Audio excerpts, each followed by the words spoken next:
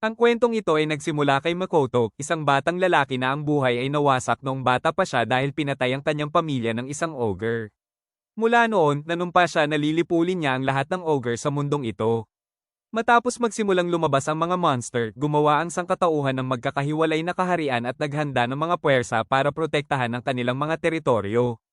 Lumipas ang panahon at ngayon ay nasa isang kaharian na tayo. Dito makikita si Prinsesa Sally na tumatakas mula sa palasyo at hinahabol ng sarili niyang mga gwardya. Gusto niyang lumabas at galugarin ang labas ng mundo, maranasan ang kalayaan at maunawaan ang mundo mula sa sarili niyang pananaw. Pero hindi pa matanggap ng mga magulang niya ang hangarin na iyon. Sa kanyang pagtakas, nakilala ni Sally si Makoto na isang manlalakbay. Hiniling niya kay Makoto na huwag sabihin sa mga gwardya ang pinagtataguan niya. Pumayag naman si Makoto. Nang dumating ang mga gwardya, nakita lang nila ang isang lalaking may mahabang buhok na mukhang hindi naman kaina-hinala. Sinabi ni Makoto na inoobserbahan niya ang paggalaw ng mga monster na madalas lumitaw sa lugar na iyon at binigyan niya ng impormasyon ang mga gwardya tungkol sa lokasyon nito, kaya umalis na sila. Matapos maging ligtas ang sitwasyon, lumabas si Sally mula sa kanyang pinagtataguan at nagpasalamat kay Makoto. Inaya niya si Makoto na maglibot sa kaharian. Dahil kilala na si Sally ng mga mamamayan at mga tindero, sinalubong si Makoto ng mainit at inalok ng mga paninda kung saan-saan. Hindi nagtagal, dinala ni Sally si Makoto sa palasyo at pinagsaluhan siya ng masasarap na pagkain. Nagsimula siyang maging interesado sa mga paglalakbay ni Makoto na nakapag-explore na ng maraming lugar. Nagsimula nang magkwento si Makoto tungkol sa kanyang buhay. Sinabi ni Makoto na napakatahimik ng kahariang ito at mukhang ideal na lugar para tumira. Pero para kay Sally, parang kulungan ang palasyo. Gusto pa rin niyang lumabas at makita ang labas ng mundo. Pagsapit ng gabi, bumalik si Sally sa kanyang silid. Mula sa malayo, may mga monster na sumusubaybay sa palasyo. Kinaumagahan, gusto ni Sally na makita si Makoto. Pero nang pumasok siya sa silid, nagulat siya nang makitang nagpapalit ng damit si Makoto dahil akala niya noon ay babae ito. Matapos ang insidenteng iyon, noong aalis na sila, ipinagpatuloy ni Makoto ang kwento tungkol sa kanyang paglalakbay at pakikipagsapalaran.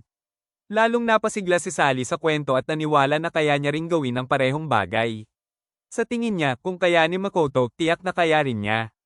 Nang makita ang siglang iyon, ngumiti ng bahagya si Makoto at agad na sinabi ni Sally na gusto niyang sumama sa paglalakbay ni Makoto. Pero seryosong binalaan siya ni Makoto na delikado ang paglalakbay at maaaring mapanganib ang buhay niya. Sandaling nagpanik si Sally pero tumawa lang si Makoto at sinabi na nagbibiro lang siya. Sa kabilang banda, lumipat ang eksena sa palasyo kung saan nakaupo ang hari sa bulwagan. Biglang lumitaw ang monster na kanina pa nakikita. Sinabi ng monster na ayaw nilang makipagdigma pero humihingi sila ng 30 tao na iaalay bawat buwan. Kung hindi, papatayin nila ang mga mamamayan. Nang marinig yun, agad na pinalibutan ng mga gwardya ang monster at isa sa kanila ang unang sumugod. Pero agad na pinatay ng monster ang gwardya at sinabing hindi raw yun mabibilang sa kasunduan. Ang hari ay sumagot lamang na pag-iisipan niya ang kahilingang iyon. Umalis na ang monster. Samantala, naglalakad sina Makoto at Sally sa labas ng palasyo at nakita nila ang monster kanina. Nang makita si Makoto, nagpanik ang monster at tumakbo palayo. Ngumiti lang ng misteryoso si Makoto na para bang may tinatamasang sitwasyon. Lumipat ang eksena sa hari na tinawag si Sally at pinagsabihang magtago muna at huwag lumabas sa publiko. Pero hindi nagtagal, may kakaibang ingay na nagpatuloy kay Sally. Sa labas, nakita niya ang isang nakakatakot na tanawin, isang malaking grupo ng mga ogre ang lumitaw na pinamumunuan ni Yaki at ng kanyang kapatid na si Moki. Sinabi nila na ang taong Samire sa kanilang lungsod ay nasa palasyo na ngayon. Lumitaw si Makoto at mukhang tuwang-tuwa siya dahil gusto niya talagang labanan ng mga ogre na iyon.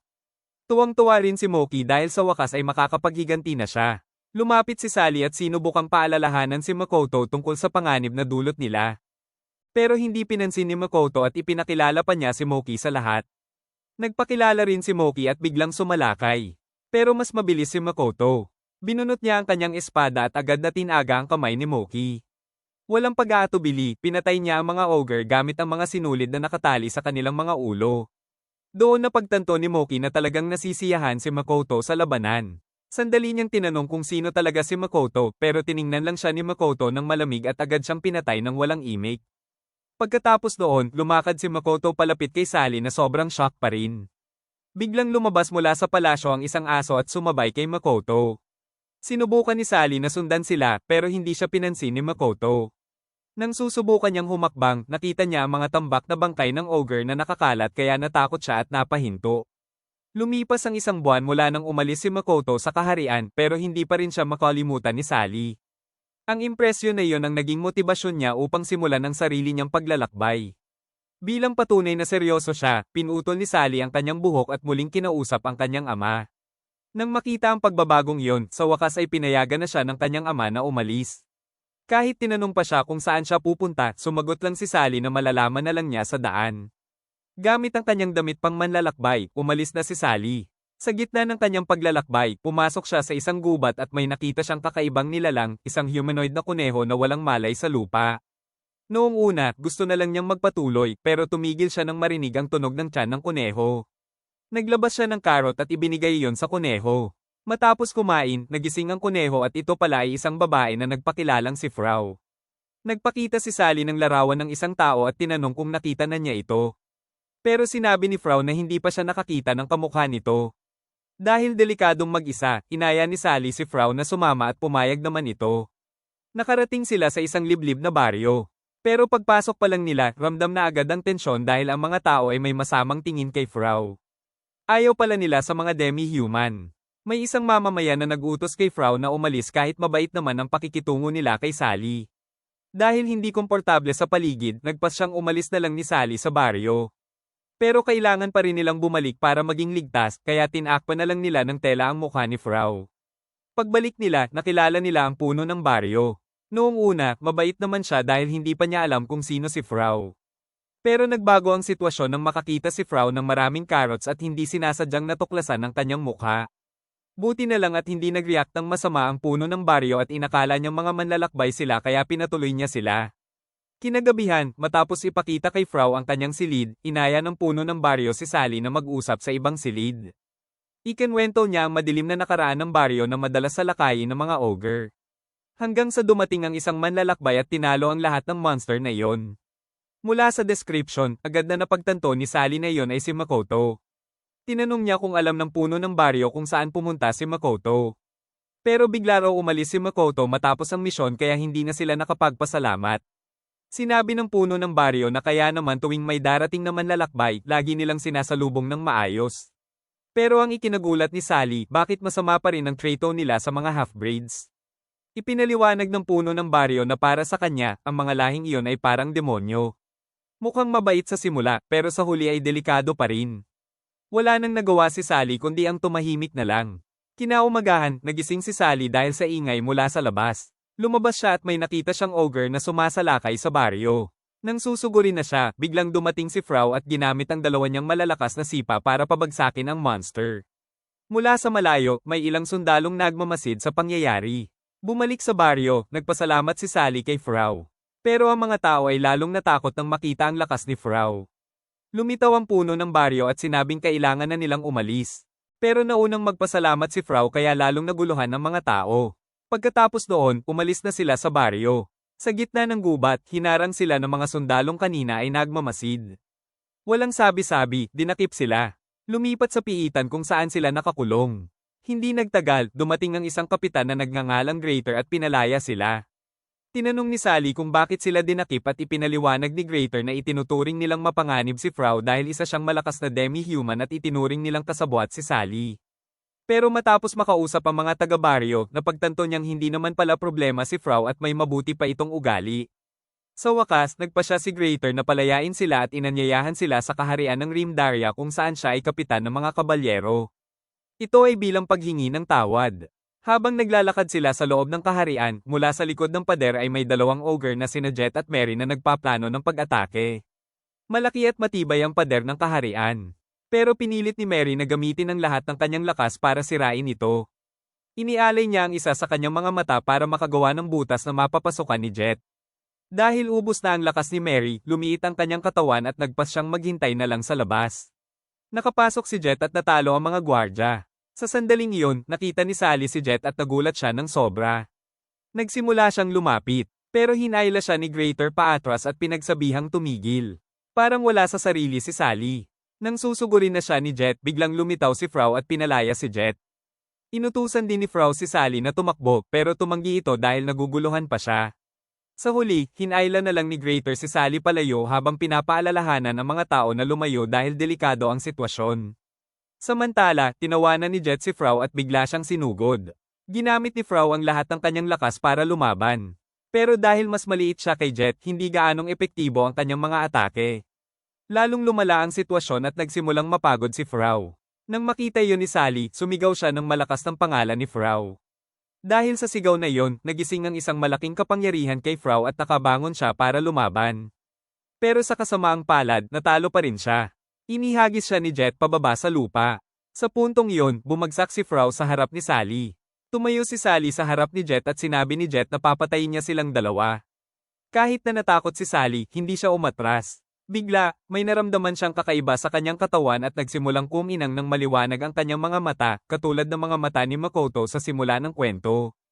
Hindi namamalayan, naglabas si Sally ng isang pag-atake at naputol nito ang isang kamay ni Jet. Pati ang ngiting tipikal ni Makoto ay lumitaw sa kanyang mukha. Lumipat ang eksena sa labas ng kaharian. Naroon si Mary na nakaupo malapit sa puno naghihintay.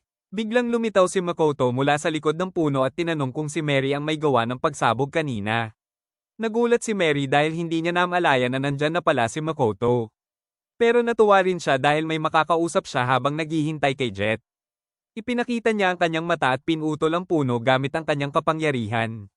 Pero walang nangyari kay Makoto. Mula pa lang sa simula, alam na niyang si Mary ay ogre. Lalo na nang makita niya ang sungay nito na pinagmumulan ng lakas ng mga ogre. Sinabi ni Makoto na hindi naman talaga niya intensyon na makipag-away, gusto lang niyang makipag-usap. Sa kabilang banda, si Jet na nasa loob pa ng kaharian ay tumatawa ng malakas nang makita ang pagbabago kay Sally. Tuwang-tuwa siya dahil may nahanap siyang karapat-dapat na kalaban. Pero nang siya ay sumalakay, nagawang pigilan ni Sally ang kanyang atake. Iyon ay ikinagulat ni Jet. Bumalik sa labas ng palasyo. Sinimulan ni Mary na tanungin si Makoto kung siya nga ba ang taong pinag-uusapan. Nagulat siya dahil marami nang alam si Makoto tungkol sa kanya.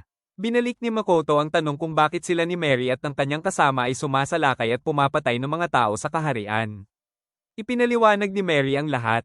Sinabi niya na nagsimula ang lahat ng gumawa ang mga tao ng mga kaharian at pinalayas ang mga monster mula sa kanilang tirahan.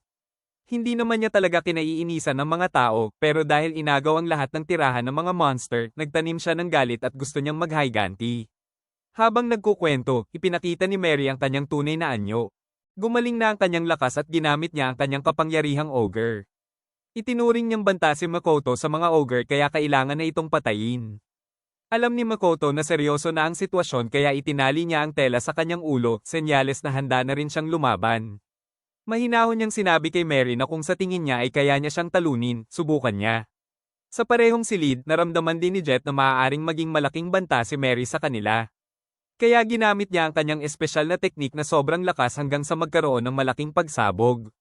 Umabot hanggang sa kinaroroonan ni Mary ang tunog ng pagsabog, kaya sandali siyang nawalan ng konsentrasyon. Agad na sinamantala iyon ni Makoto at tinaga ang katawan ni Mary habang sinasabing dapat mas nakatutok ito sa kanya. Pero may kapangyarihan pala si Mary na nagpapatigas ng kanyang katawan na parang bato. Kahit nataga siya, mabilis siyang gumaling. May panunuyang tanong si Mary kay Makoto kung wala ba talaga siyang pakialam sa kanyang mga kasama at bakit mas pinili niyang lumaban ng mag-isa kaysa iligtas sila. Pero matatag na sumagot si Makoto na hindi niya balak maging bayani ng sangkatauhan. Ang tanging layunin niya ay lipulin ang lahat ng ogre sa mundong ito. Pagkatapos noon, ginamit ni Makoto ang kanyang mahika para sirain ang lahat ng Ice Ogre na pag-aari ni Mary. Samantala, sa loob ng kaharian, matapos maglaho ang alikabok mula sa pagsabog, lumabas na ligtas si Sally at nakatayo ng matatag. Nailigtas pa niya si Frau mula sa panganib. Walang pag-aatubili, binunot ni Sally ang kanyang espada at sinugod si Jet ng napakabilis hanggang sa wakas ay nagtagumpay siya. Sa labas ng kaharian, mainit pa rin ang laban ni Makoto at Mary. Buong kumpiyansang sinabi ni Makoto na wala ni isang atake ni Mary ang makakasugat sa kanya. Sa huli, nagpasya si Mary na gamitin ang kanyang pinakamalakas na teknik, ang teknik na dating nakasira ng malaking pader. Pero sinabi ni Makoto na hindi siya iiwas. Bilang patunay, idinikit niya ang kanyang espada sa kanyang sariling leeg. Pero walang nangyari. Walang kahit isang galos si Makoto. Naubos ang lakas ni Mary at bumalik siya sa kanyang maliit na anyo. Nakita ni Makoto ang pagkakataon at itinutok ang kanyang espada kay Mary. Si Mary na wala ng pag-asa ay tinanong si Makoto dahil alam niyang malapit na siyang mamatay. Pero binanggit ni Makoto ang kanyang pangalan at piniling huwag patayin si Mary. Sinira lang niya ang ogre ni Mary para hindi na nito magamit pa ang kanyang kapangyarihan. Hindi lang doon natapos, pinutol din ni Makoto ang sungay ni Mary dahil doon nanggagaling ang lahat ng kapangyarihan ng isang ogre. Sa sandaling iyon, lumitaw ang aso ni Makoto at tinanong kung talagang hindi na nito tatapusin si Mary. Pero sinabi ni Makoto na kinuha na niya ang lahat ng kapangyarihan nito at wala na siyang pakialam pa, ibig sabihin, parang ordinaryong tao na lang ngayon si Mary. Tila naintindihan ng aso na nakikita ni Makoto ang kanyang sarili kay Mary. Sa huli, naghanda na silang umalis sa lugar na iyon. Alam na pala ni Makoto mula pa kanina na naroon si Sally. Pero nang tanungin kung gusto niya itong makita, sinabi ni Makoto na hindi pa oras upang makita ang kanyang espiritu. Mula rito, nalaman natin na ang bahagi ng kapangyarihan ni Makoto ay sumanib kay Sally at iyon ang nagpalakas sa kanya.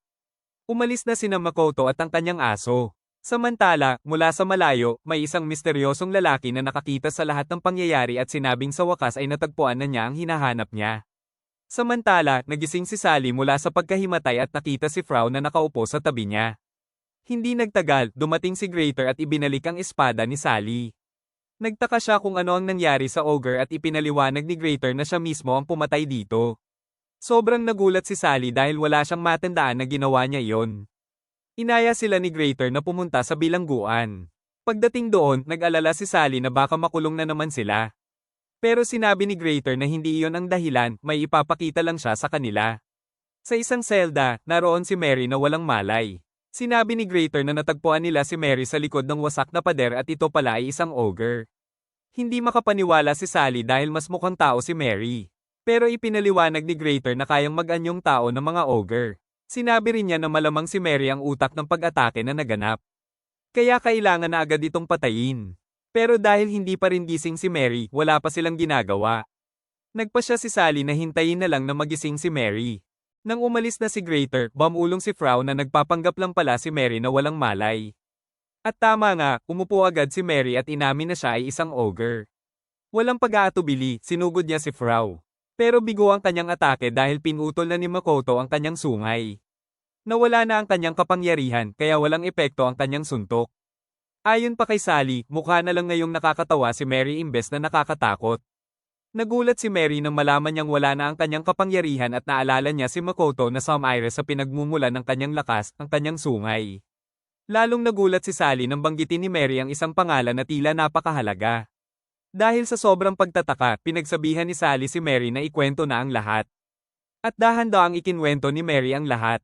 Sa ibang lugar, may isang ogre na naglalakad mula sa gubat papunta sa lungsod. Samantala, natapos na ni Mary ang kanyang kwento kay Sally. Matapos marinig ang lahat, napagpasyahan ni Sally na wala ng kapangyarihan si Mary at ordinaryong tao na lang siya. Kaya wala ng dahilan para patayin pa siya. Pero iba ang pananaw ni Mary. Para sa kanya, wala nang saysay ang kanyang buhay dahil nawala ang kanyang kapangyarihan. Pero hindi sumang-ayon si Sally at sinabi kay Frau na kailangan nilang tulungan si Mary na makatakas mula sa sitwasyong ito. Iniulat niya na tumakas si Mary kasama ang dalawa niyang malalapit na kaibigan na sina Sally at Frau. Nagulat si Greater sa balita at lumabas, nakita niya silang tatlong tumatakas. Walang pag-aatubili, hinarang niya sila. Pero naunang sumalakay si Frau kaya nahulog si Greater. Nagpatuloy silang tatlo sa pagtakas. Habang hinahabol sila ni Greater, biglang yumanig ang lungsod dahil sa isang napakalaking atake na sumaire sa lahat sa loob ng ilang segundo. Hindi makapaniwala si Greater sa kanyang nakita. Sa kabilang banda, biglang hinarang si Mary ng isang mataas na uri ng ogre na siyang dahilan ng pagkawasak ng lungsod. Ang pangalan niya ay Simon. Nang makita si Mary kasama ng mga tao, tinanong niya kung ano ang ginagawa nito kasama nila. Pero ang atensyon niya ay napunta sa ulo ni Mary na wala ng sungay, ibig sabihin wala na itong kapangyarihan. Agad na tinawagan ni Simon si Mary na wala na itong silbi kan-inuman, maging sa kanilang mga ogre. Pinayuhan pa niya ito na kitili na lang ang sariling buhay. Lumuhad si Mary at sinabing susundin niya ito. Pero hindi maatim iyon ni Sally. Tumayo siya at sinabing mali ang mga sinasabi ni Simon. Tumayo rin si Frau sa tabi ni Sally, handang protektahan ang kanyang kaibigan. Sa gitna ng tensyon at handa nang sumalakay si Simon, biglang lumitaw si Sumeragi, ang nakatataas ni Simon, at pinigilan siya. Dahil hindi nito kayang suwayin ang utos ng nakatataas, umalis na lang si Simon. Sumikat ang araw at dumating ang umaga. Lumuhad si Greater sa lupa, nakatingin sa mga nasirang pader ng kaharian na pantay-pantay na sa lupa. Lumapit sa kanya si Sally at sinubukan siyang pakalmayin, sinabing ang tanging magagawa na lang nila ngayon ay mabuhay at ipaghiganti ang nangyari. Pumayag si Greater at sinabing unahin na lang nilang maghanap ng baryo dahil ubos na ang kanilang pagkain at walang gubat sa paligid. Sinabi ni Mary na may malapit na baryo, kahit kalahating araw ang layo, nagpatuloy sila at sa wakas ay nakarating. Pagdating doon, ang una nilang hinanap ay lugar na mapagpapahingahan. May nakita silang tuluyan. Pero tinanggihan sila ng may-ari na isang ogre dahil kay Frau. Pero nang tumayo si Greater at ipakita ang kanyang pagkakakilanlan bilang kapitan ng mga kabalyero ng Rimdaria, biglang nagbago ang isip ng may-ari at binigyan sila ng silid. Pagpasok nila sa silid, binigyan ni Greater ng pera si Sally para pambili ng pagkain. Habang naghihintay, nakaupo lang siya at mukhang malungkot. Sinubukan siyang aliwin ni Frau na nakakita sa kanya at sa wakas ay medyo kumalma si Greater. Hindi nagtagal, lumabas siya upang humanap ng tubig. Sa kabilang dako, sinabi ni Mary na nakatayo malapit kay Frau na hinahangaan niya ito. Kahit siya ay isang demi-human, napakabait nito. Sinabi ni Frau na hindi naman siya palaging ganyan, nagbago lang siya simula nang makilala niya si Sally. Sa sandaling iyon, tinanong ni Frau ang tunay na pangalan ni Mary. Nang banggitin ni Mary ang kanyang pangalan, napagtanto ni Frau na iyon ang pangalan niya noong siya ay isang ogre pa. Dahil wala na si Mary sa kanyang kapangyarihan at mas mukha na siyang tao, iminungkahi ni Frau na bigyan siya ng bagong pangalan. Ibinigay niya ang pangalang Carrot at pumayag naman si Mary nang walang pag-aalinlangan. Lumipat ang eksena kay Sally na nasa palengke. Mukha siyang nalilito kung paano magdadala ng pagkain para sa 4 na tao. Sa gitna ng kanyang pag-aalala, biglang lumitaw si Makoto at umupo sa tabi niya. Agad na natuwa si Sally na makita si Makoto. Sinabi ni Makoto na bagay kay Sally ang kanyang maikling buhok at pinuri niya ito na marami na sigurong pinagdaanan si Sally sa kanyang paglalakbay. Tumango si Sally at ikinwento niya kung paano madalas maging hindi patas ang mga tao sa mga demi-human at kung paano sila madalas kamuhian. Nagbigay si Makoto ng isang analohiya. Sinabi niya kung may isang bata na ang mga magulang ay pinatay ng isang demi-human, natural lang na lumaki itong may galit. Naunawaan ni Sally ang punto at napagtanto niya na sa ganitong sitwasyon, ang galit ay maaaring tumubo kahit na pansamantala lang. Ngunit hindi doon natapos ang kanilang usapan. Nagbago ang paningin ni Makoto. Sinabi niya na balang araw, siya mismo ang magpapasya na lipulin ng lahat para sa sangkatauhan. Bagamat tungkol sa kanyang sarili ang kanyang sinasabi, bigla siyang natawa at sinabing huwag na lang pag-usapan ang mga bagay na ganyan. Kasabay nito, naroon din si Sumeragi sa baryong iyon. Isang bata ang nagbigay sa kanya ng isang piraso ng cake at nagpasalamat. Hindi nagtagal, dumating si Simon at tinanong kung bakit siya pinigilan ni Sumeragi noong nakaraan. Sumagot si Sumeragi na kung nilabanan ni Simon si Sally noon, malaki ang tsansang matatalo siya. Pero nagduda pa rin si Simon sa pagtatasa na iyon. Samantala, nagpatuloy ang usapan ni Sally at Makoto. Ikinwento ni Sally na hindi niya maintindihan kung bakit nagkakagalit ang mga tao at mga demi-human. Pangarap niya na sana lahat ng nilalang ay magkaintindihan at magsama ng walang alitan. Sinagot siya ni Makoto na hindi madaling matupad ang pangarap na iyon. Pero nanatiling optimistiko si Sally at sinabing susubukan niya itong tuparin. Inaya niya si Makoto na sumali sa kanyang grupo pero tumanggi ito dahil kailangan niyang magpatuloy sa kanyang paglalakbay ng mag-isa. Bago umalis, sinabi ni Makoto na tiyak na magkikita pa sila at magkukwentuhan tungkol sa kani-kanilang mga paglalakbay. Pagkatapos noon, bumalik si Sally sa tuluyan dala ang pagkain para sa lahat. Pagpasok niya, may nakita siyang isang bata na nagngangalang Brad. Ipinaliwanag ni Greater na ang batang ito ay galing sa isang kaharian na winasak. Nang tanungin nila kung paano nakaligtas si Brad, sinabi ng bata na may isang mangkukulam mula sa kanlurang gubat ang tumulong sa kanya. Nagulat si Sally at sinabing gusto rin niyang makilala ang mangkukulam na iyon. Lumipas ang oras hanggang sa dumating ang gabi. Nakita si Mary sa gubat, pupunta upang makipagkita kay Sumeragi at sa wakas ay nagkita nga sila. Sinabi ni Sumeragi na kahit nawala na ang isang sungay ni Mary, ituturing pa rin niya itong ogre. Pero para manatiling kinikilala, kailangan ni Mary na gawin ang isang bagay. Nang tanungin ni Mary kung ano iyon, hiniling ni Sumeragi na bantayan niya si Sally. Pumayag naman si Mary. Bago sila maghiwalay, pinayuhan ni Sumeragi si Mary na subukang tingnan si Sally gamit ang kanyang ogre dahil magugulat siya sa kanyang makikita. Si Sally at ang kanyang mga kasama ay nagtipon sa isang tulay malapit sa kanlurang gubat. Nagpatuloy sila sa gubat at nakakita ng isang malawak na lugar na parang bahay. Pagpasok nila, ito pala ay tahanan ng isang mangkukulam. Hindi nagtagal, lumitaw ang mangkukulam at nagpakilalang si Winnie. Agad na hiniling ni Sally na turuan siya ng mahika ni Winnie. Noong una, sinuri muna ni Winnie kung si Sally ay tao nga ba. Nang makumpirma niya, pumayag siyang turuan si Sally. Pero may tatlong kondisyon. Una, hindi niya pwedeng ituro sa iba ang anumang mahika na matutunan niya. Pangalawa, kailangan niyang sundin ang lahat ng utos ni Winnie. Pangatlo, kailangan niyang magbayad ng 1,000,000 gintong barya. Pero nang makita ni Winnie ang kalagayan ni Sally at ng kanyang mga kaibigan, umatras siya at sinabing bayaran na lang nila siya gamit ang lahat ng perang mayroon sila. Nag-alinlangan si Greater dahil dapat sana ay gagamitin nila ang perang iyon para sa kanilang paglalakbay. Samantala, lumapit si Sally kay Greater at hiniling na turuan siya ng tungkol sa pamamahala. Pumayag naman agad si Greater. Habang nagaganap ang pagsasanay, ginamit ni Mary ang kanyang ogre upang sukatin ang lakas ni Sally at nagulat siya nang makakita siya ng sobrang liwanag na lumalabas mula sa katawan nito, senyales na mayroon itong hindi kapani-paniwalang kapangyarihan. Kinagabihan, dahil wala silang matuluyan, dumating si Winnie at inalok sila ng isang bakanteng silid sa kanyang lumang bahay bilang libreng matutulugan, basta tumulong lang sila sa paglilinis nito. Ipinakita rin ni Winnie kay Greater sa pamamagitan ng kristal kung gaano kalaki ang kapangyarihan ni Sally at kung paano nito natalo si Jet. Noong gabing iyon, nagpa siya silang doon na matulog. Lumapit si Frau kay Winnie at lumabas na magkakilala na pala sila noon pa. Naghanda pa si Winnie ng isang espesyal na sandata para kay Frau na nagustuhan nito agad. Humingi rin ng pabor si Frau kay Winnie na turuan si Sally ng mahika. At dahil matagal na silang magkaibigan, pumayag naman si Winnie. Pero sinabi pa rin niya na balang araw, kailangan pa ring bayaran ni Frau ang 1,000,000 gintong barya. Kinaumagahan, tuwang-tuwa si Sally nang malaman na si Winnie ang sesenay sa kanya. Pero bago magsimula, sinabi ni Winnie na kailangan munang magsanay ni Sally kasama si Frau. Noong una, nag-atubili si Sally pero sa huli sumunod pa rin siya dahil alam niyang kailangan niyang sundin ang utos ni Winnie. Mula sa malayo, pinagmamasdan sila ni Mary at naisip niyang malamang nakita na ni Winnie ang malaking potensyal kay Sally kaya nito gustong maging mentor. Matapos ang pagsasanay kasama si Frau, nagpatuloy si Sally sa pagsasanay ng espada kasama si Greater. Sa sesyong ito, nagpa siya si Greater na huwag masyadong gamitin ang kanyang mga kamay dahil alam niyang hindi pa gaanong bihasa si Sally sa espada. Bago magsimula ang duel, may usapang naganap sina Greater at Winnie at sinabi ni Greater na kaya ni Sally na gamitin ang kapangyarihang katulad ng ginamit niya noon laban kay Jet sa kaharian, na kaya nitong talunin kahit sino ng Mad Alien. Ang tanong lang ni Winnie kung sigurado ba talaga si Greater doon.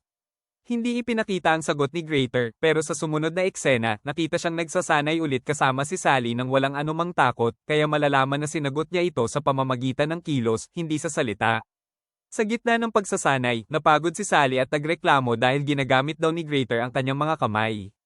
Pero mali pala siya, ang ginamit lang ni Greater ay ang kanyang mga paa, dahil para sa kanya, hindi kasing halaga ng panalo ang teknik. Mula sa malayo, pinagmamasdan pa rin sila ni Winnie at napansin niyang apo pala ni Greater ang isang taong matagal na niyang kilala. Kahit mukha pa siyang bata, sobrang tanda na pala ni Winnie. Hindi nagtagal, dumating sa bahay ni Winnie ang pinuno ng angkan ng elf at ang pinuno ng angkan ng lizard. Hiniling nila kay Winnie na tanggalin ang harang at proteksyong mahika na inilagay niya sa gubat. Ang layunin nila ay patayin ang natutulog na ogre na dating pinatulog ni Winnie. Nang tanungin kung bakit, sinabi nila na aalis na ang kanilang mga angkan sa nasabing lugar at ayaw nilang iwan ang ganoong kalaking banta sa kanilang likuran. Kinaumagahan, nagtipo na ang lahat sa lugar na iyon. Sa wakas ay tinanggal ni Winnie ang kanyang harang at ang ogre ay nagkaroon ng potensyal na magising anumang oras. Handa na ang lahat para sa pinakamasamang sitwasyon. Pagkatapos ng talakayan, napagkasundoan ng dalawang angkan na ang angkan ng lizard ang unang susugod upang labanan ang ogre sa gubat sa pag-asang matatalo nila ito bago pa man ito makarating sa baryo. Pero hindi pumayag si Greater. Nilapitan niya ang pinuno ng elf at sinabing hindi makikita ng angkan ng lizard ang malayo dahil masyadong makapal ang gubat at iyon ang magiging dahilan ng kanilang kamatayan. Sinangayunan din ito ni Sally na bagong dating. Inamin ng pinuno ng lizard na totoo iyon pero sinabi niyang nagawa na ang desisyon at hindi na ito maaaring baguhin. Ayon sa kanya, matagal na ang alitan ng mga angkan at kung mamatay man ang ogre o kung kailangan pa nilang makipagdigma sa mga lizard, hindi na iyon malaking bagay. Ikinagalit iyon ni Sally. Sa gitna ng umiinit na sitwasyon, biglang lumitaw mula sa gubat ang isang babaeng ogre na nagngangalang Melia. Hindi siya ang natutulog na ogre na pinag-uusapan, kundi ibang ogre. Nakilala niya si Frau dahil ngayon ay nabubuhay ito kasama ang mga tao at nawala na ang kanyang kapangyarihan bilang demi-human.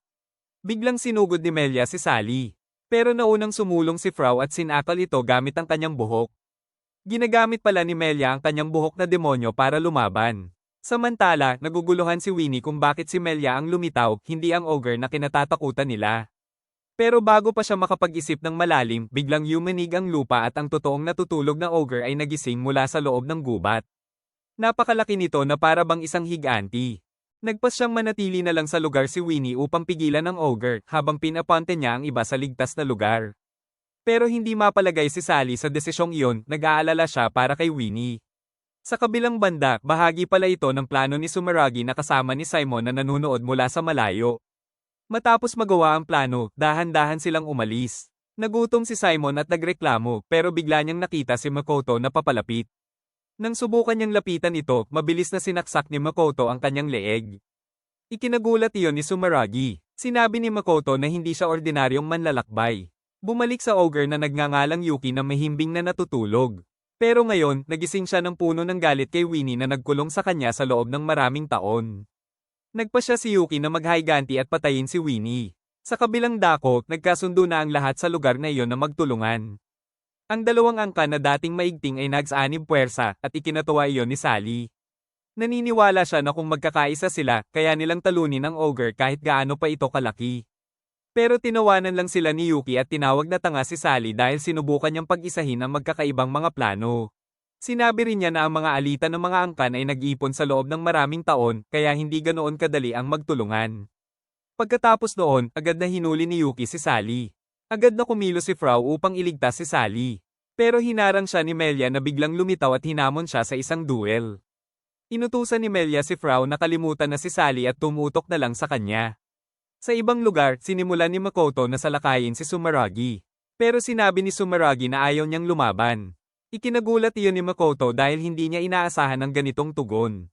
Bumalik kay Sally, ang kanyang matinding emosyon ang muling nagpalakas sa kanyang kapangyarihan.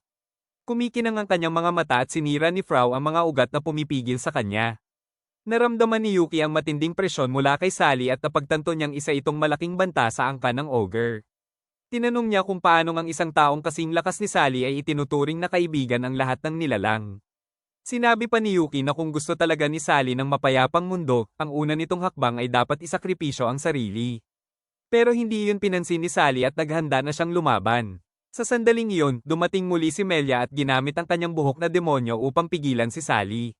Gustong tumulong ni Frau pero pinagsabihan siya ni Sally na tumahimik at agad na tinaga ang buhok ni Melia.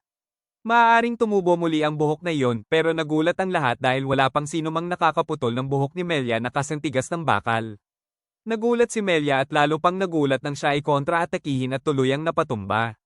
Nang makita yon, sinabi ni Yuki na mahina nga si Melia at hindi karapat-dapat na maging bahagi ng angkan ng ogre. Pagkatapos noon, naghanda na siyang lumaban. Pero ang mga ugat ay sinira ni Sally na tumayo upang protektahan ang lahat. Ang lahat ng nakakita sa ginawa ni Sally ay namangha kasama na si Melia na wala ng malay. Pero sinabi ni Sally na ang kapangyarihang taglay niya ay hindi upang magpasikat kundi upang protektahan ang mahihina. Wala siyang pakialam kung sino ang kalaban, kung sasaktan nila ang iba, siya ay kikilos. Matapos sabihin iyon, tinipon ni Sally ang lahat ng kanyang natitirang lakas at binigyan ng isang sobrang lakas na suntok ang katawan ng punong higanteng si Yuki. Tuluyang nawasak si Yuki at sa wakas ay namatay na ang natutulog na ogre. Nagdiwang ang lahat at nakaramdam ng ginhawa.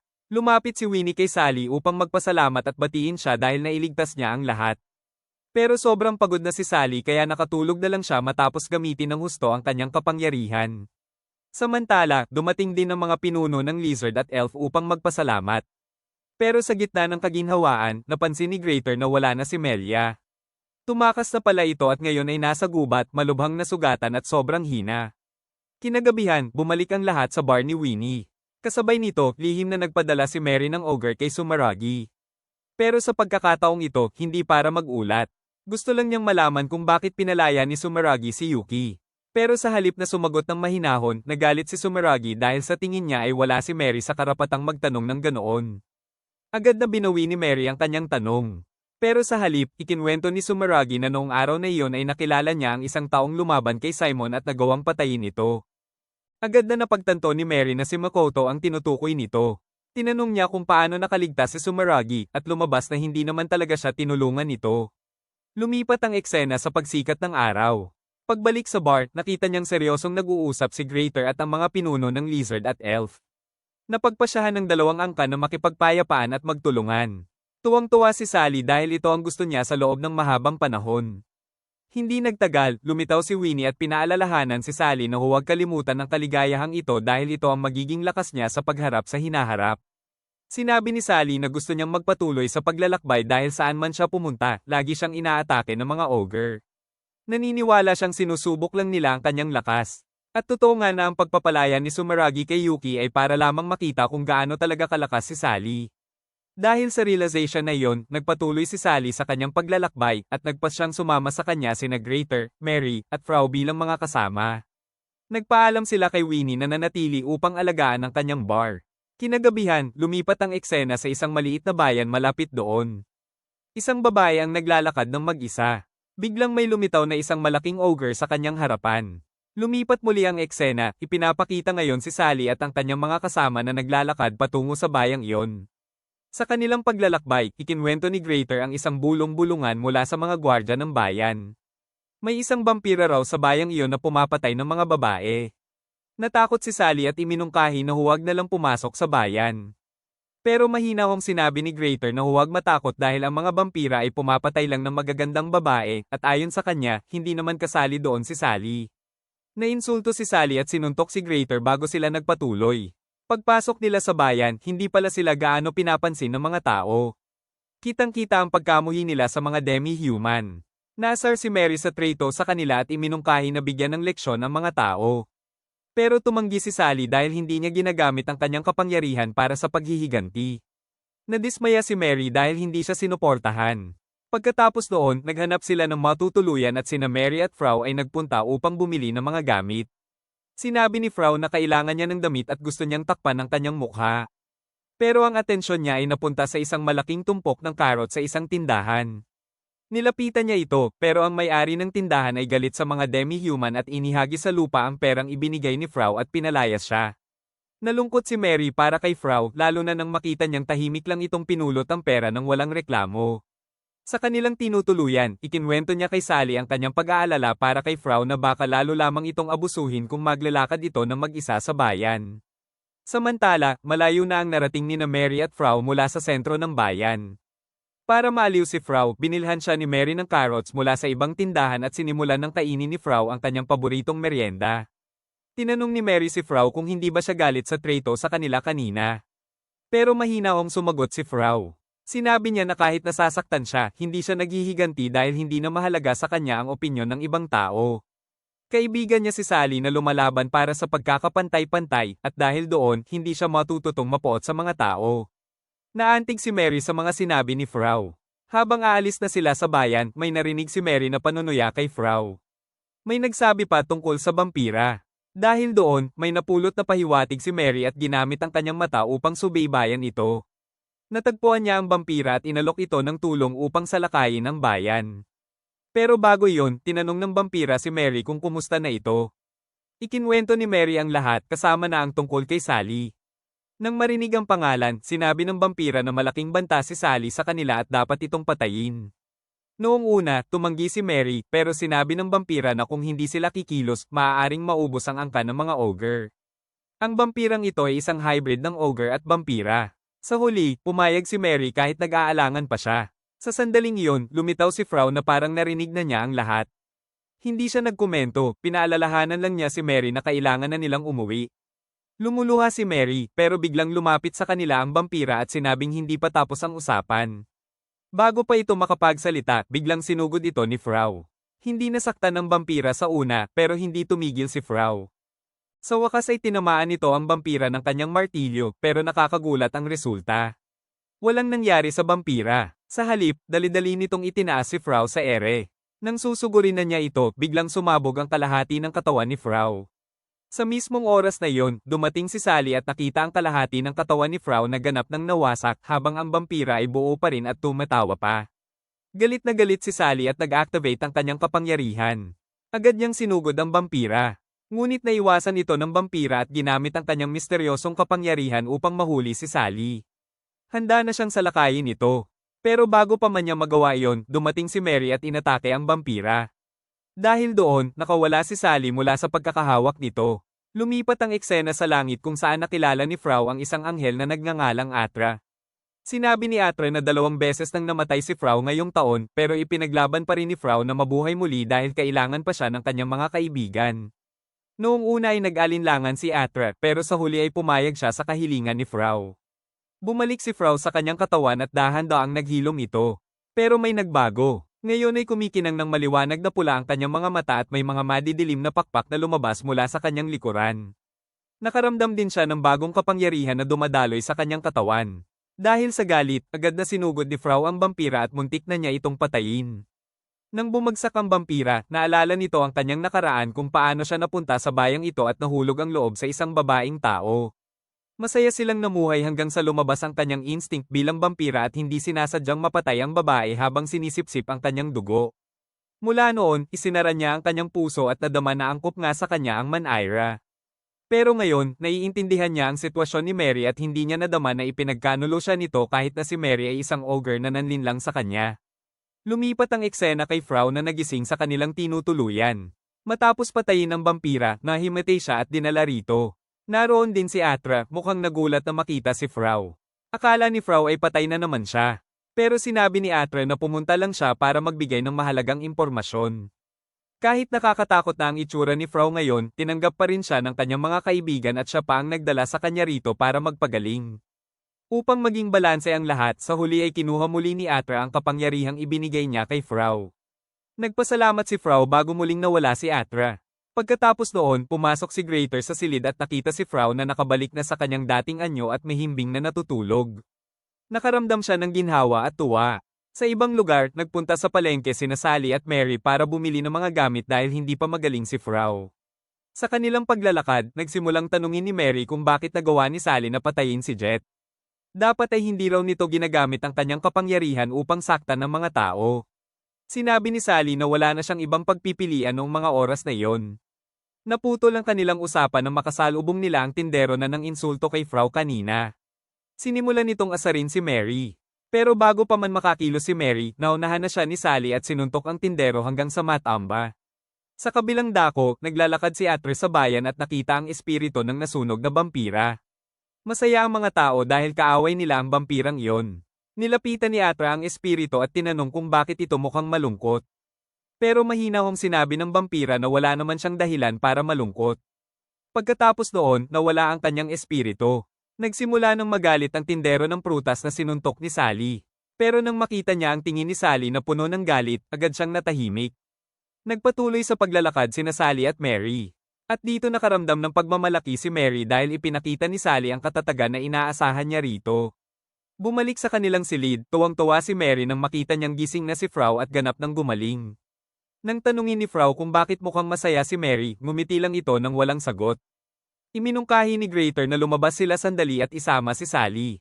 Pero tumanggi si Sally dahil baka hanapin siya ng mga gwardya ng kaharian matapos ang insidente sa tindero. Noong una ay hindi maintindihan ni Greater pero ipinaliwanag ni Sally ang lahat at sinabing karapat-dapat naman ang tindero sa nangyari sa kanya. Pero hinawakan pa rin siya ni Greater sa braso at sinabing krimen pa rin ang kanyang ginawa at dapat itong parusahan. Lumipat ang eksena sa gubat. Mas lalo pang lumalakad sina Makoto at ang kanyang aso sa loob ng gubat.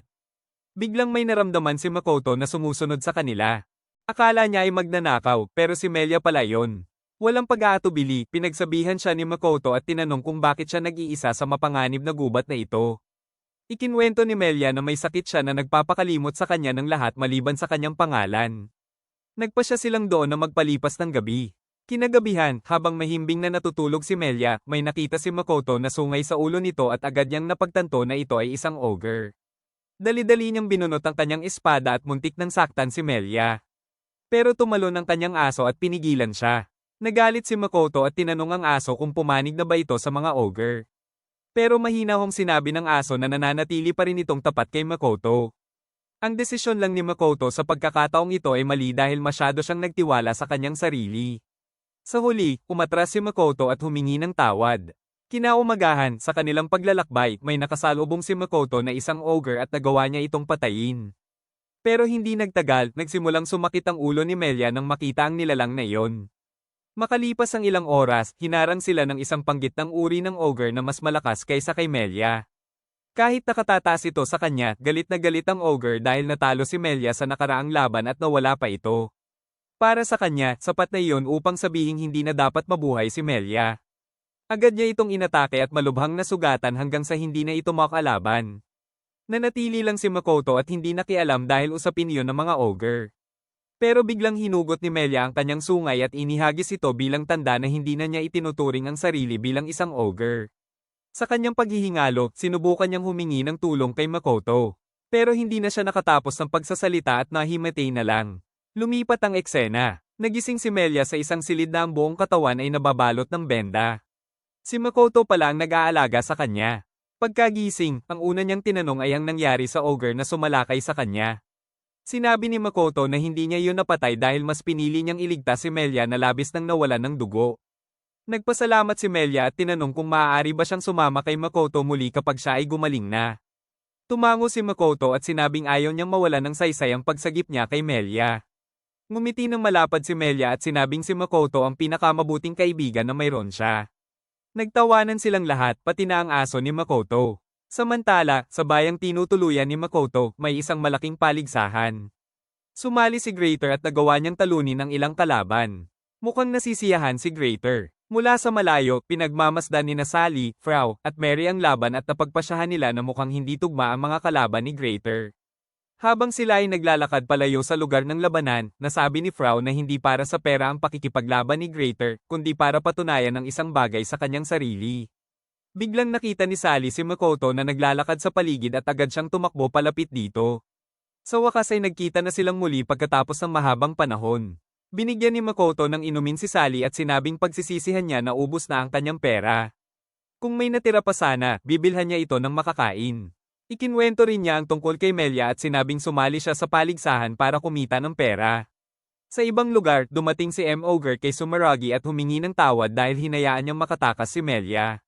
Ipinaliwanag niya ang dahilan at mahinahong sumagot si Sumeragi dahil hindi rin naman daw niya alam kung kaya niyang talunin si Melia.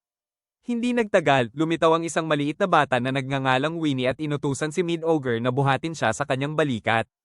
Noong una ay tumanggi ito, pero nang ituro ni Sumeragi ang ulo ni Simon at sinabing si Winnie ang pumatay dito dahil hindi ito sumunod, natakot si M-Ogre at sinunod na lang niya ito. Naglakad silang lahat papunta sa tagpuan ng mga ogre. Doon ay tinalakay nila ang mga susunod nilang hakbang, pero sa pagkakataong ito ay may ipinakitang mapa na nagpapakita na unti-unting lumiliit ang teritoryo ng mga ogre. Isang matandang ogre ang tumayo at nagtanong kung si Makoto ba ang may kagagawan nito. Agad na sumagot si Sumeragi ng oo at sinabing kailangan ng patayin si Makoto dahil kaya nitong lipulin ang kanilang angkan. Pero dahil marami pang ogre ang hindi nakakakilala kay Makoto, hindi nila ito gaanong pinansin. Noon lamang itinuro ni Sumeragi ang ulo ni Simon at sinabing si Makoto ang pumatay dito, at saka lamang silang lahat nagulat dahil isa si Simon sa pinakamalakas sa kanila. Sa gitna ng katahimikan, may isang batang nagngangalang Todoroki, ang ogre ng kidlat, ang tumayo at sinabing karapat-dapat naman daw mamatay si Simon dahil mahina naman talaga ito. Dagdag pa ni Sumeragi na pinatay din ni Makoto si Mary. Sa pagkabanggit niya kay Mary, biglang nagulat at naging emosyonal si Todoroki. Nanumpa siyang siya mismo ang papatay kay Makoto at agad na umalis. Nang umalis na ang lahat ng ogre, biglang nagsalita ang ulo ni Simon kay Sumeragi at tinanong kung bakit siya ginawang kasangkapan upang takutin ng ibang mga ogre. Sinabi ni Simon na maaari pa siyang buhayin dahil hindi pa naman siya lubusang patay. Pero pagkasabi niyon, agad siyang pinatay ni Sumeragi. Pagkatapos noon, nilapitan ni Winnie si Sumeragi at tinanong kung posible ba raw magkaibigan ang tao at ang ogre. Sumagot si Sumeragi na posible naman basta marunong lang silang makipag-usap ng maayos. Ikinwento rin niya na may kaibigan siya noon na isang ogre na naging kaibigan ng isang tao at ang tinutukoy niya ay ang vampira. Lumipas ang mga araw at si Greater ay naglalakad-lakad sa bayan. Sa daan, hindi niya sinasadyang nakilala ang isang maliit na batang babae na nagngangalang Selen na naghahanap kay Sumeragi. Hiniling ni Selen na ipabuhat siya sa ulo ni Greater upang makakita siya ng mas malayo. Pero tumanggi si Greater dahil hindi naman sila magkakilala. Pero kahit tumanggi siya, tinulungan pa rin niya si Selen na hanapin ang hinahanap nito. Habang sila ay naglalakad, nag-uusap sila at lalo pang naging magkalapit. Nagustuhan ni Selen ang ugali ni Greater na mapagpakumbaba at madaling lapitan. Iminungkahi niya na maging magkaibigan na lang sila, pero tumawa lang si Greater at hinawakan ng ulo nito. Sinabi ni Selen na hindi ganoon kadali ang maging magkaibigan, kailangan ng oras, tiwala, at koneksyon.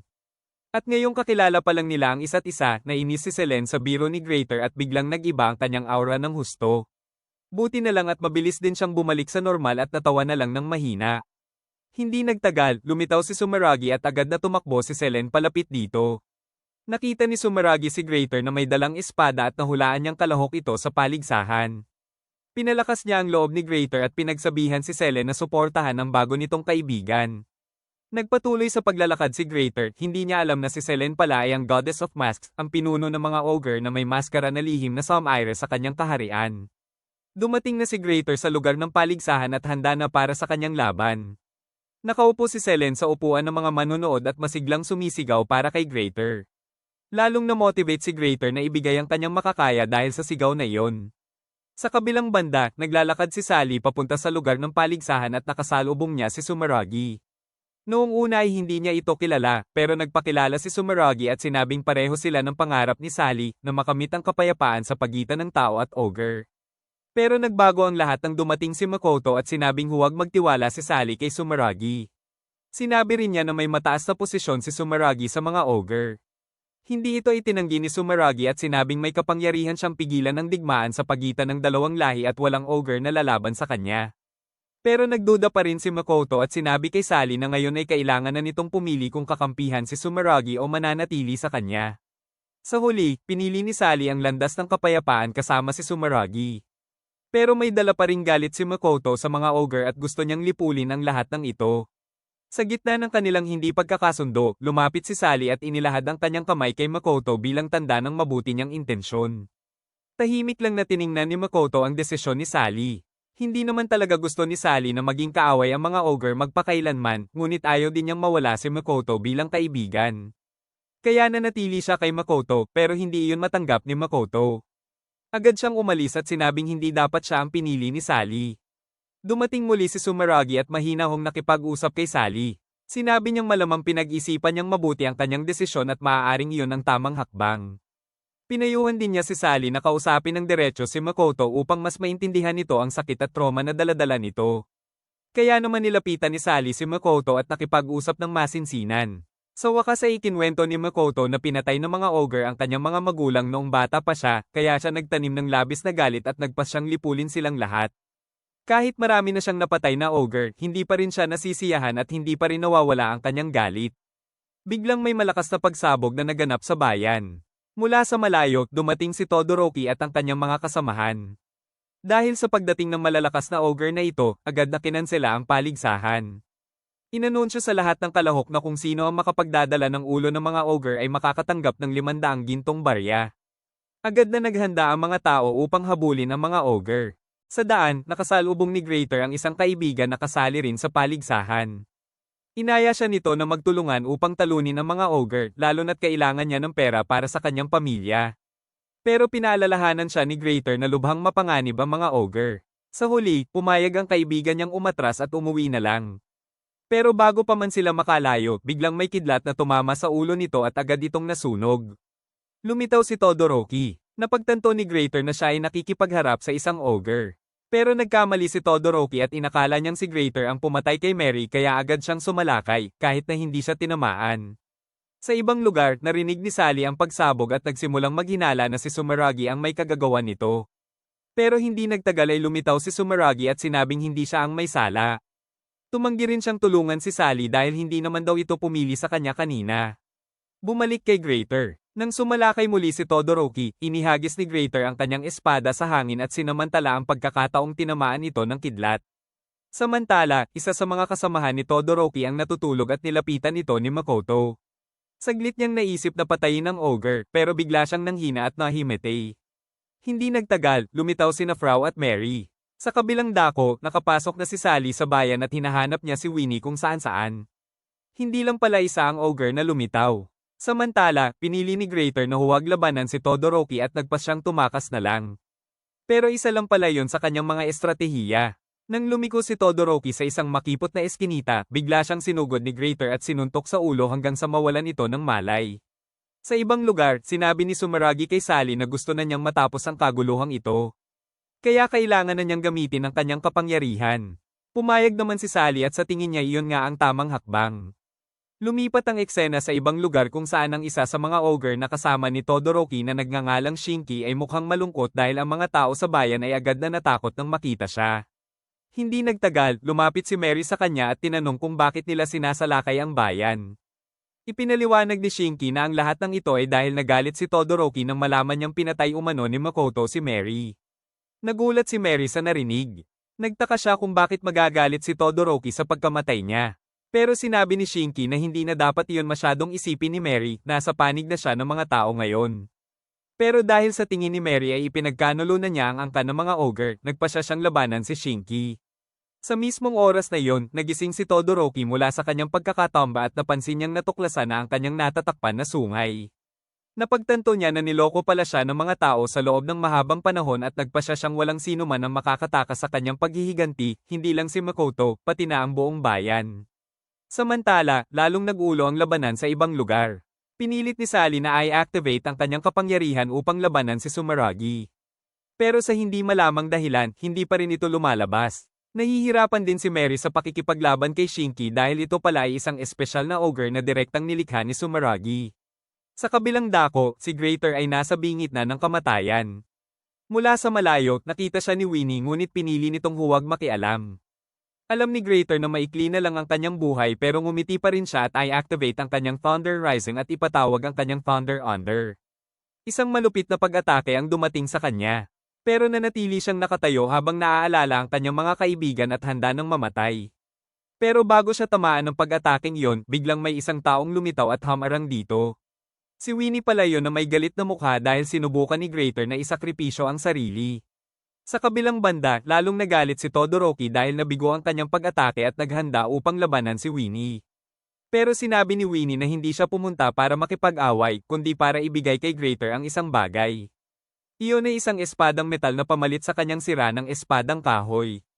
Si Selena na nanunood mula sa malayo ay agad na nalaman na ang espadang iyon ay isang makalangit na kayamanan na sinasabing kayang pumutol ng kahit ano. Pinalakas ni Winnie ang loob ni Greater ngunit pinaalalahanan din siya na hindi siya makikialam. Kung mayroon nga siyang tunay na kapangyarihan, dapat niyang iligtas ang kanyang sarili. Lalong nagningas ang loob ni Greater sa mga salitang iyon. Samantala, sa ibang lugar, nakikipaglaban si Frau sa isang ogre na may anyong agila na sobrang lakas. Nang muntik na siyang matalo, biglang nag-activate ang kanyang kapangyarihan na galing kay Atra at hindi niya namamalayang naputol ang isang pakpak ng agila. Nagalit ang agila. Pero agad na sinamantala ni Frau ang pagkakataon at tinaga ang leeg nito hanggang sa matamba.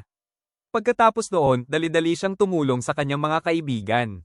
Pero dahil sa sobrang lakas ng kanyang ginamit na enerhiya, bumigay ang kanyang katawan at siya ay nahimatay. Pero buti na lang at natalo niya ang ogre. Samantala, nagpapatuloy pa rin ang laban ni Mary at Shinki.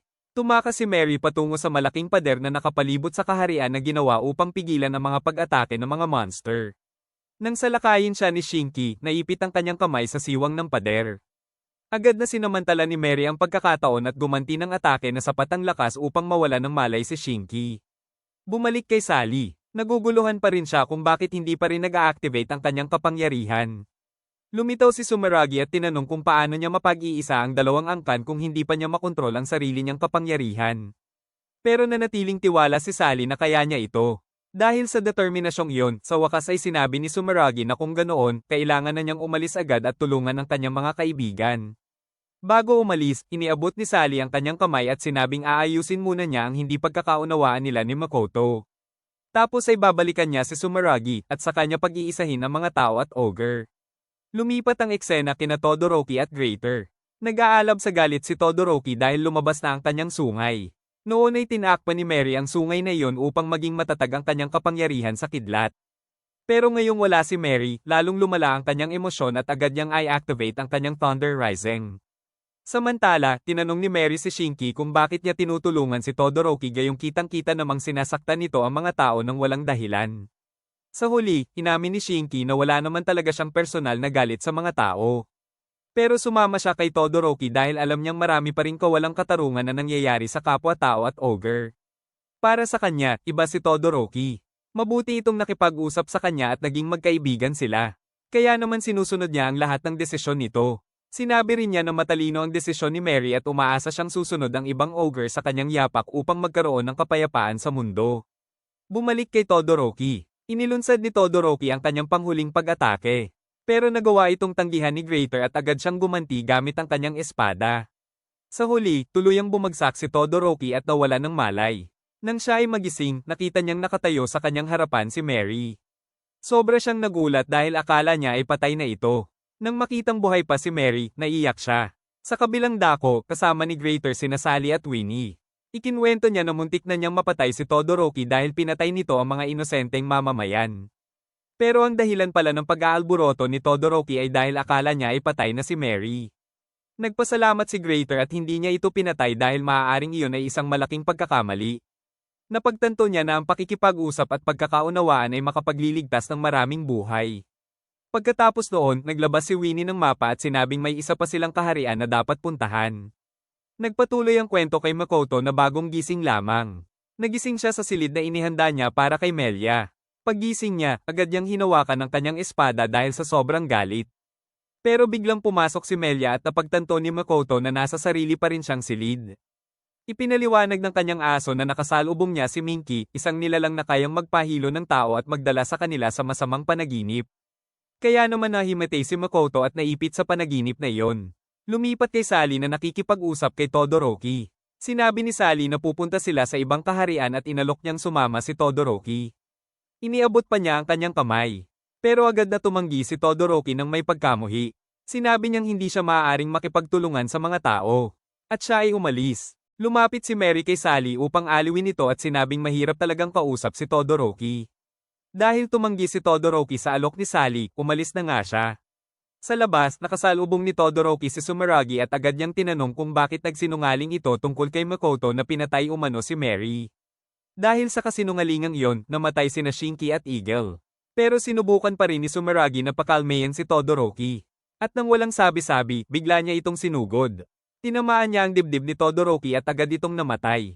Habang nakangiti ng nakakatakot, sinabi ni Sumeragi na sa wakas ay makakasama na ni Todoroki ang kanyang mga kaibigan sa langit. Sa kabilang dako, nagsimula ng maglakbay si Sally at ang kanyang grupo patungo sa bagong kaharian. Pagkatapos noon, may flashback sa nakaraan kung saan lumitaw ang isang batang lalaki na nagngangalang Hiko. Ang pangalan niya ay katulad ni Makoto at malalaman din kung bakit. Noong mga oras na iyon, naglalakbay si Hiko sa isang baryo at unti-unting nabubunyag ang kanyang pinagmulan. Iniwan siya ng kanyang mga magulang noong siya ay bata pa at hindi niya alam ang dahilan. Ngayon, ang tanging hangad niya ay makita muli ang kanyang mga magulang. Sa kanyang paglalakbay, may nakasalubong siyang asong nagugutom. Pinakain niya ito at sumunod sa kanya ang aso. Nagulat siya nang malaman niyang nakakapagsalita pala ang asong iyon. Bago pa siya makapag-isip ng malalim, may narinig siyang kakaibang ingay. May isang ogre palang kumakain ng tao na kakatapos lang nitong patayin. Walang pag-aatubili, tumakbo si Hiko upang lumaban. Kahit na siya ay takot at nanginginig sa laki ng ogre, sinugod pa rin niya ito. Nang susuntukin siya ng ogre, nagawa niyang itaas ang kanyang kamay at sa kanya napagtanto na mas malakas pala siya kaysa sa ogre. Ang takot ay napalitan ng sigla at ang kanyang mga mata ay kumikinang na katulad ni Makoto. Gumanti siya ng suntok hanggang sa matalo ang ogre. Ang mga tao sa baryo na nakakita ay agad siyang pinalibutan at nagpasalamat. Sumikat ang pangalan ni Hiko at nagsimulang humingi ng tulong sa kanya ang ibang mga baryo upang labanan ang mga ogre. Lagi siyang tumutulong kasama ang kanyang tapat na aso. Pagkatapos noon, nakita ni Hiko ang mahabang paglalakbay. Hindi lang para hanapin ang kanyang mga magulang kundi para tumulong sa sinumang nangangailangan. Pero nagbago ang lahat nang marinig niya ang tungkol sa isla ng mga ogre. Naniniwala siya na ang tanging paraan upang matapos ang lahat ng ito ay ang talunin ang pinuno ng mga ogre. At nang makarating siya doon, madali niyang natalo ang pinuno. Pagkatapos noon, nagpasya siyang tumigil na sa paghahanap sa kanyang mga magulang. Bumili siya ng maliit na bahay at namuhay ng mag-isa. Sa paglipas ng panahon, nagsimula siyang makaramdam ng kalungkutan. Salamat sa panonood hanggang dulo. See you sa susunod na video.